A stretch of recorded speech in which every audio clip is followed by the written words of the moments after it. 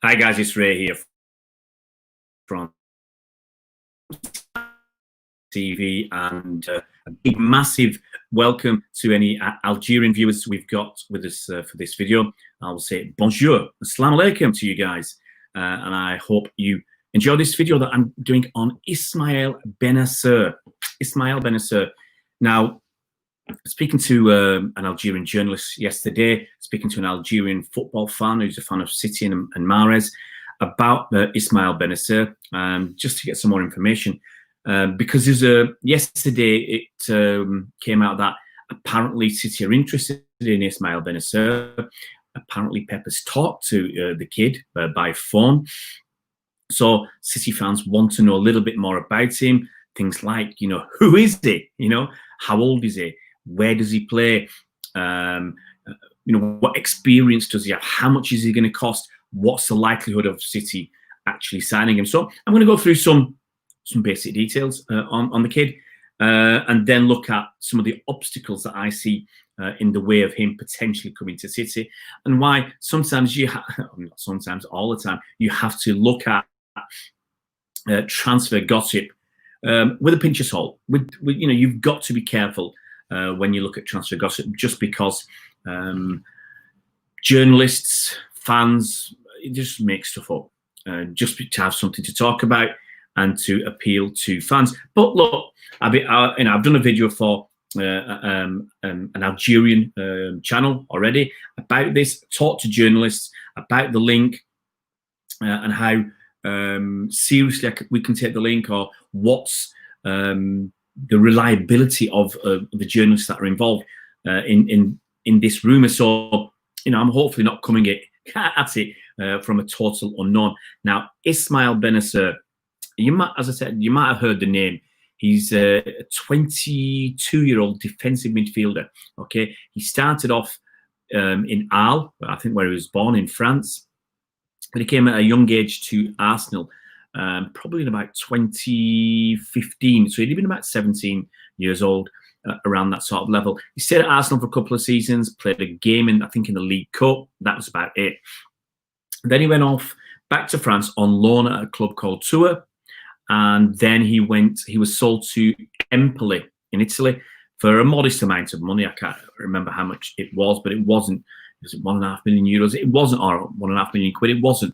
I don't think a significant amount of money. That's not really relevant. He had a season a couple of seasons at Empoli. I think he did quite well. Empoli, they got relegated, but he kind of stood out. He shone in that relegated team, and he was sold to AC Milan. See the picture behind me, wearing the AC Milan shirt. Now, for AC Milan, he's played this season 20 games in, I think, Serie A. No goals, no assists, because he's a defensive midfielder. He's not an attacking midfielder. He's, in the vein of someone like David Silva or someone like that, who we do need to replace. I mean, and I'll come on to this later. We've got someone in Rodri who's a defensive midfielder already. So that's just something to think about. Now, I've been told it was a very good and reliable source is talking about this, and that's Mohamed Bouhafsi. Mohamed Bouhafsi, who seems to know a fair bit about young French footballers. And from my journalist friend, he said he's a good, reliable source. So that's my starting point. So that's gives you at least a little bit of confidence in the story. So you can go and look on YouTube yourself. You can go and watch videos of him. I always put that caveat in there. I always put that warning when you watch a YouTube video, because, as always, they're going to be showing the skills of Ismaël Bennacer or whoever they're trying to promote. So that's what you're going to always get. The best bits. You're not going to get a 90-minute view or the worst bits. And even if you got just the worst bits, you can put together, videos of Sergio Aguero misses, and that could be a few minutes long. Missed penalties, missed open goals. It happens to the best players. Messi's mess ups. You can have a video a few minutes long of that as well. Messi's been playing for what, 15, 16 years. He's going to mess up from time to time. So I always say, be careful what you look at, and how much you take in from watching it on YouTube, because you're seeing usually the best bits. Okay. I've watched it. It's not just I've watched 3-4 minutes on YouTube and that's it. But I've talked to journalists, Algerian journalists, who actually follow Algerian footballers. Okay, so even the other kids in France, I think he's playing for Algeria now. I think he played. I mean, you know, it's not massively relevant, but I think he played youth level in France and then chosen to go with Algeria. I'm pretty sure he's chosen to go with Algeria because I've got a picture of him in an Algerian shirt playing for Algeria. So I think that's his background is you know, the country he plays for. So what is he like? So my good friend, the Algerian journalist, said he's a great box-to-box player. He didn't mention the name Yaya Toure, but, you know, watching him play on YouTube, looking at him winning tackles, because when I first thought of him, I thought, is he more attacking? Because I saw him doing a lot of good control, good dribbles, but he's actually, but I saw him throwing in quite a few good tackles as well. So he's a good box-to-box player, and from what I've seen, he's got excellent touch. He's got an excellent first touch. A la Riyad Mahrez. Excellent first touch. He's got good close control. He can dribble. Definitely he can dribble. He can take players on. As I said, he can tackle. He can hold that ball. And actually, the way he's a diminutive player. He's about 175, 1 meter 75 tall, which is about 5'9". He reminds me a bit of David Silva, except the fact that he puts the boot in. David Silva doesn't do it as much. And David Silva plays a bit further forward, obviously, and is a wizard, you know, providing assists and goals. And Ismaël Bennacer plays just, as I said, plays further back. He's a defensive midfielder. Now, you know, looking at him, as I said, he reminds me of David Silva. He's got that low centre of gravity because he's not a big player. He's not very heavy. He weighs about 11 stone, which is about 70 kilograms. Mere slip of a lad. As I said, he's 22 years old. But he's not, I'm not sure. Okay. I mean, let's be honest. I mean, to play further forward, is he at the level of City? Yet, you know, we've already got Rodri. We've already got Rodri. He's only been there for a season. And yes, you can see some issues with Rodri, you know, in terms of, I've had issues, you know, when I watched him play, and I just think he's lazy at times. He's got the massive potential. Don't get me wrong. He's got massive potential, but he comes across as lazy at times. He doesn't bust a gut to chase back, even when it's a lost cause. And I want to see that in a player. I want to see players chasing back for a lost cause, because you never know. You know, on a few percentage of occasions, that lost cause might not be a lost cause. I mean, if you put everything as a lost cause, you wouldn't get people like Kyle Walker clearing off the line from under the bar when the ball looked like it was in. You wouldn't get that John Stones clearance against Liverpool last season. You wouldn't get people busting a gut, is it 11 or 12 centimetres away from being a goal. And Rodri doesn't do that. He doesn't bust a gut. For me, he turns, and there's a shot or a free kick, he turned his back. I turned sideways. I didn't like that. You know, to take it in the face, take the blows. You've got to give everything, and other positional issues as well. But he's young, and you'd hope that he'd learn. So why would, you know, that concerns me? Why would we go for somebody like this kid? Why would we go for Ismaël Bennacer, who's, as I said, a box-to-box player? When City are a more possession-based team, we've gone away from that Yaya Toure-esque kind of, you know, long bursting run from our own penalty area to the opposition's penalty area to score. He's got some of those attributes, but he's not a big player. He's not a powerful player. He's not, you know, he's got a bit of pace, but he's not the same kind of player as Yaya. Just, you know, you got to get that right. And he's not the same kind of player as Rodri, because I don't see Rodri as a dribbler, and as a creator, the way he can, you know, Ismaël Bennacer is good to get the ball, receive it, hold it, control it, and lay it off. Very, very good. But also, he's not scared to dribble. He's not scared to take players on. He takes a bit of a risk from time to time, but he's got that self-confidence, that belief in himself, and he's got the ability to make it work. Some of the issues, okay, price. 50 million euros. That's a lot of money. I think AC Milan paid Empoli something in the region of 16 or 17 million euros or quid, whatever it was, last summer. So it's a hefty step up. He's only 22. He's not the level you want yet, But you look at someone like KDB, and I'll use how quickly he went through. Look at, he came from I can't remember again, to Chelsea for about 6.5 million or something. He was sold on to Wolfsburg in Germany for, I think it was 18 million, or 16, 18 million. 18 months later, he comes to City for 54, 55 million quid.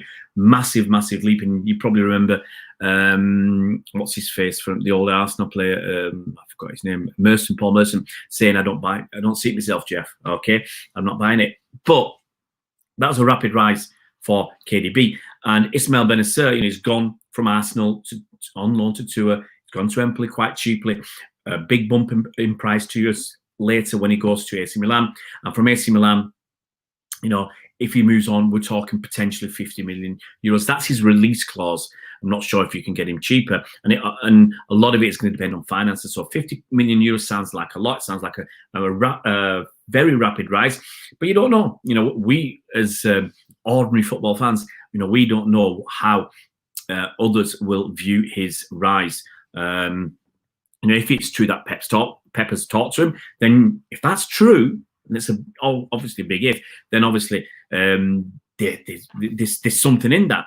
50 million euros does seem like a lot, but if he's good enough and he can stay with us for 7, 8, 10 years, as I said, 22 years old, birthday October, November, December time, so he's a proper 22.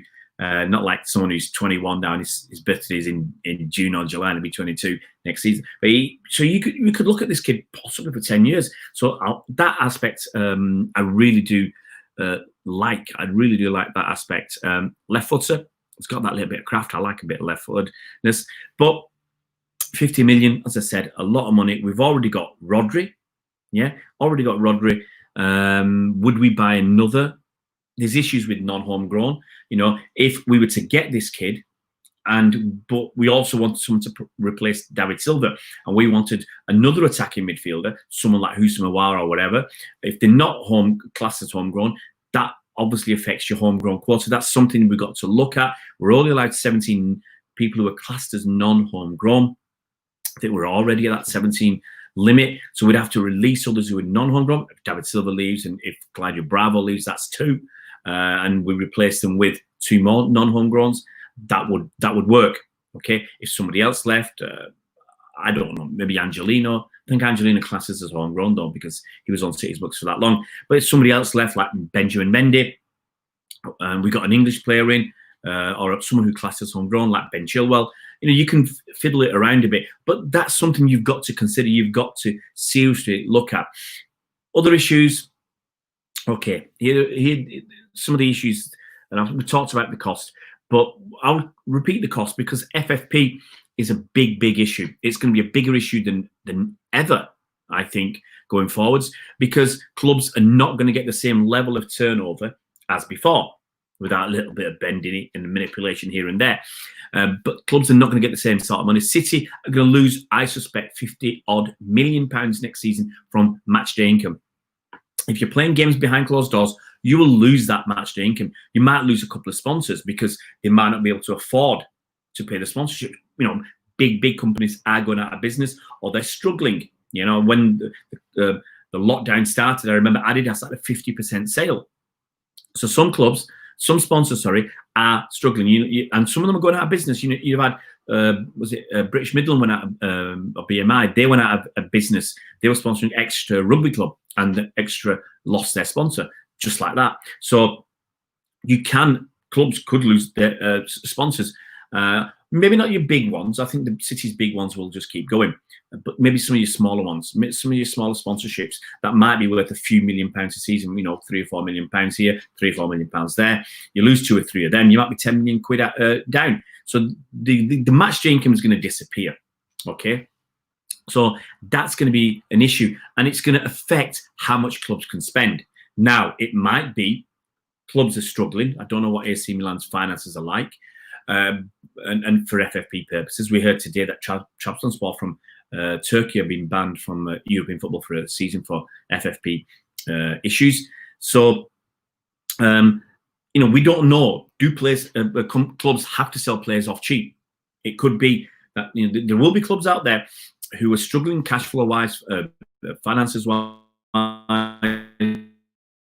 Owners might have other businesses around the world which are more important to them than a football club, and so they might want to either sell the club off quickly or not invest in the players, or even sell players and sell them at a lower price than they would normally have attracted. It might be that this kid's got 50 million euro release clause. They might be happy to take 30 million just to get that money in and help pay the wages of other players and the wages of staff and get through next season. Because I think that's going to be an issue all over the world. Having a lot of countries, especially around Europe, will not be watching, I don't think, football with fans next season. I think that's, things might change. Other countries are doing a lot better than us with this coronavirus COVID-19 situation. But it might be that we don't get football with fans next season. That's going to impact clubs in a big way. Maybe the broadcast deals, the TV deals, are going to be affected as well, because it's, TV companies could say, look, we're expecting fans to be there, we're expecting that atmosphere, and there's nothing. So they might be renegotiated downwards. So there's going to be a huge impact on finances and FFP, and I think that can either help us or hinder us as well, because we might have to cut our cloth accordingly. Or it might help us that other clubs will have to sell their players cheaply, and we can steal a march on some clubs who are a bit struggling with finances. So that's one issue. Another issue to consider is Champions League football. At City, obviously, we've got this 2-year Champions League ban imposed by UEFA for FFP issues. Now, that's being heard, I think, next Monday to Wednesday at the Courts of Arbitration for Sport. And obviously, we don't know what's going to happen. I don't actually know when it's going to be. The case is going to be heard, but I don't know when the verdict is going to be given. We could end up with City having a 2-year ban, a 1-year ban, or nothing. We just don't know right now, and I can't really call it. I mean, I've said I can see it possibly being reduced to a year, but we don't know all the evidence, so it's difficult to comment. But if City end up with a 2-year ban, and you're Ismaël Bennacer looking at options, looking at Champions League clubs that might be interested in you, that are interested in you, would you come to City without Champions League football? Would you go to, if Juventus want you, or another club in the Champions League want you, say PSG say, yeah, we want you. Or let's say Juventus say, we want you. Let's say someone in Spain say, yeah, you could do for us. Yeah. So would he, or someone even in England, some Liverpool or Chelsea come along and say, yeah, we're interested in you, kid. So, would he want to go and play in the Champions League straight away? If City had a 1-year ban, could he hang around for a year and say, yeah, it's good because I'm learning under Pep, and it's worth coming even if I don't get European football for the next season? Because he's not had a lot of European football, okay? I think he's played a few games this season for AC Milan. And I mentioned that name, Pep. That's another big issue. Is Pep going to hang around? Now, we know Pep's contract is due to run out next summer. He's intimated that he's interested in staying. He likes it in Manchester and everything else. There's lots of good reasons for him to stay at City. He's not going to get the setup anywhere else in the world that he's getting at City. With the people he knows, people like Chiki Begiristan, Ferenc Soriano, the support he gets from Khaldoon Al-Mubarak, our chairman, the owner, Sheikh Mansour, everything is in place. He gets his choice of coaches and medical staff, and the facilities we've got are second to none. Training facilities, everything else. It's set up for someone like Pep to have everything that he wants, and he's not going to get that somewhere else. So, but is Pep going to stick around? He said he might. Everything's right, but there's a lot's gone on in Pep's life. Sadly, his mother passed away from COVID-19. I think that was back in March or April. That might have an impact. Maybe he wants to take time out, spend time with the family. We don't know. So we don't know if Pep's going to be sticking around next season. And that might, the season after next, that might have an impact on Ismaël Bennacer. If City are banned for 2 seasons, Pep can't give assurances that he's going to be around, then that's a huge negative for the kid to come here when he may have lots of other options. I think that's probably it about him. You know, when I did my research, I was looking at people like other players like Ismaël and could we get Bennacer and Ouar, would they be competing? But I mean, it's quite different because Bennacer is a defensive midfielder. Ouar it's an attacking. That's more of an impact for people like Foden and Bernardo Silva.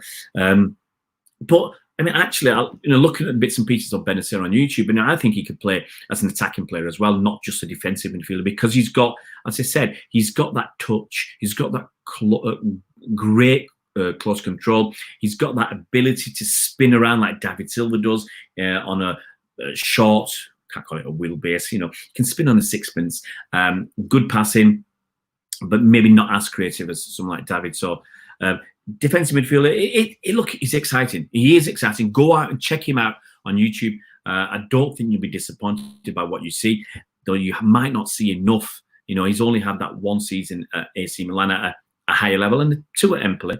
But, I don't know, honestly. Would we have Rodri and Ismaël Bennacer? I mean, you got to ask Pep and Cheeky that. But he is, in summary, he's a fine talent, very exciting. He's young. There's a lot of good qualities that I see in him. But is he ready for City? Is he ready for City? I'm not so sure he's ready for City just yet. Guys, if you're new to our YouTube channel, it'd be fantastic if you could subscribe. Fantastic if you could hit that bell icon so you're notified as soon as new videos come out. And if you like the video, give it a little bit of a thumbs up. And if you've got any comments, if you've been watching him play a lot more than I have, make some comments in the comment section below. Any other players you want me to talk about that you're interested in or that you think City are interested in. And if I think there's a video in there and there's a good enough, sensible enough rumour, that there's a little bit of credibility, like it's a player we need or we would want, or the source is more credible than others, I'll have a look at it and see if I can put out a video for you. See you around, Blues.